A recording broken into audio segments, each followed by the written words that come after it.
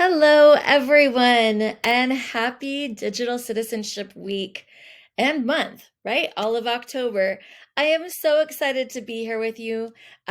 Today, I am going to be talking about the big three: digital citizenship, media literacy, and social emotional learning, and how we can create a culture of DigCit and MediaLit, looking at it through the lens of social emotional learning. So, thank you for being with me here today. I am Laurel Aguilar Kirchhoff, and I am so very excited. I am the instructor for Digital Citizenship in Action for ISTE. I'm going to mention that a little bit later, but let's jump right into DigCit, MediaLit, and SEL. I love this quote. This quote is actually from 2017, and I know my head is right in the way, but I'm going to move myself out of the way. But it says digital tools and media have tremendous influence on how we interact with each other and has the power to shape what we think about ourselves and the world around us. And I think that this is why digital citizenship, media literacy, and social emotional learning are so integral and work together as a larger system, and we can create a culture of digital citizenship when we think about these components. So, what does this actually look like? Well, we need to build a culture, but what do we do when we build culture?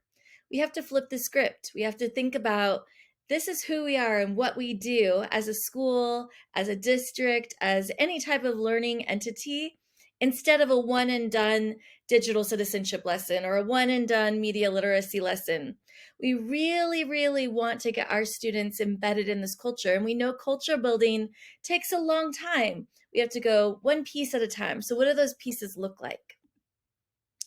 I really like to connect digital citizenship and media literacy, especially through the ISTE standards, with the CASEL standards. And if you're not familiar with CASEL, it is the Collaborative for Academic, Social, and Emotional Learning.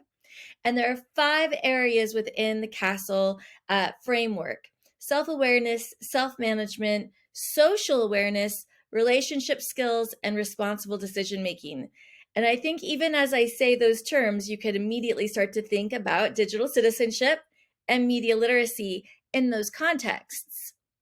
So what I did is I took a little crosswalk. I just took one of the CASEL 5, which is social awareness, and I matched it with digital citizenship. So you can see the ISTE standard here, establishing a learning culture that promotes curiosity and critical examination of online resources, fostering digital literacy and media fluency. And I put that together with the CASEL social awareness standard of having the ability to understand the perspectives and empathize with others, including those from diverse backgrounds, cultures, and contexts. And this is what we really want for our students, right? We want our students to be socially aware, but we also want them to be able to look at multiple perspectives and have empathy for others.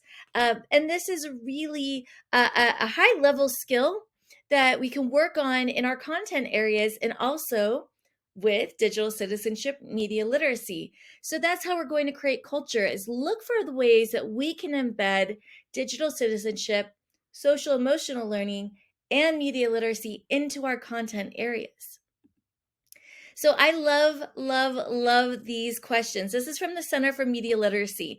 5 media literacy questions to save the world. And there are 5 questions. These are for our youngest students, and I'm going to move my head again. But we can get our students to really interact and engage with artifacts, with media, with images like we have here.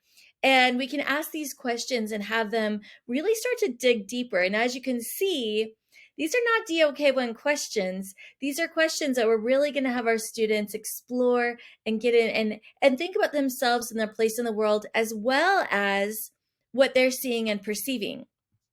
There are also questions for older students. Again, move my head. But who created this message? What creative techniques are used to attract my attention? But one of the things I love on this one is number 4. What values, lifestyles, and points of view are being represented in or omitted from this message? And that's a really powerful way to get our students to think about who's being included, what perspectives are being represented, and who is maybe not. So what can we do? Our next steps, think about how digital citizenship and media literacy support social emotional learning in your learning environment. How can SEL be used more? And what are some of the easy ways that we can embed this into the lessons that are already being taught? The best thing about this is it doesn't have to be one more thing. It can be the thing that we do. This is our culture that we're building. And think about what questions you have and where you want to go next.